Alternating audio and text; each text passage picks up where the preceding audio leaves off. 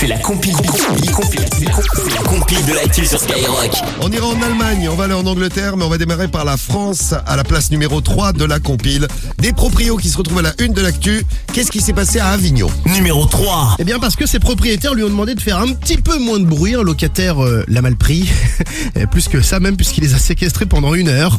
Le mec était un petit peu taré, il leur a montré son zigouigui. Il avait bu une bouteille de pastis, donc il était en plus bourré.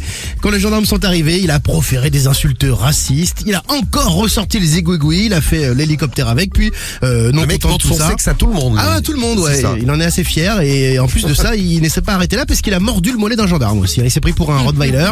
Il a été condamné à 1 an de prison ferme et 6 mois avec sursis, mis à l'épreuve pendant 3 ans avec obligation de soins, c'est Ouais. mieux, de travail et interdiction de contacter le couple. J'aimerais pas être co-détenu, moi, tu vois. Moi non plus.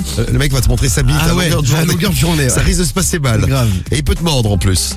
Bon, ça s'est passé en France. Il n'y a pas que nous qui avons des gens bizarres. On a également en Angleterre un agent immobilier. Numéro 2. Un couple de propriétaires a porté plainte contre un agent immobilier à qui ils avaient confié leur maison. Alors le problème, c'est que ils avaient confié la maison à vendre à l'agent, mais l'agent ne la vendait jamais. Ouais. Ça traînait. Et d'après vous, pourquoi ça traînait aussi longtemps? Parce qu'il vivait dedans. Ah, Pas loin. Presque.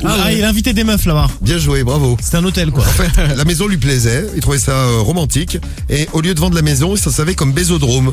Il avait ramené une dizaine de femmes dans la maison. Alors les gens se sont quand même posé la question, ils se demandaient s'il faisait venir vraiment des gens pour visiter la maison. Oui, il y a des gens qui venaient, mais pas pour visiter les maisons, c'est lui qui visitait les femmes qui faisaient venir. Donc ils ont mis des caméras, les propriétaires, et ils se sont rendus compte qu'en fait il y avait un défilé de meufs dans la maison. Ils ont donc compris pourquoi la maison ne s'était pas vendue. Ils ont porté plainte, la justice tranchera. Voilà. À la place numéro 1, j'avais promis l'Allemagne. Eh ben, Numéro c'est 1. chez nos amis, les Allemands, qu'on va aller. Là. Un conflit entre locataires et propriétaires qui se termine encore une fois de manière un petit peu abusive, voire complètement de manière abusive et radicale. Le locataire était dans la maison quand il a vu un engin de travaux publics arriver. Le propriétaire, excédé par ce locataire, s'est dit: tu ne veux pas te barrer, je vais détruire la baraque. Et c'est ce qu'il a fait. Il a littéralement détruit la maison. Un énorme trou creusé dans le toit, une partie du mur totalement effondrée. Bon, heureusement, le locataire n'a pas été blessé. La maison n'est plus habitable, elle présente un danger d'effondrement, donc les autorités publiques vont demander à ce qu'elle soit totalement détruite. Et le mec n'a plus de maison.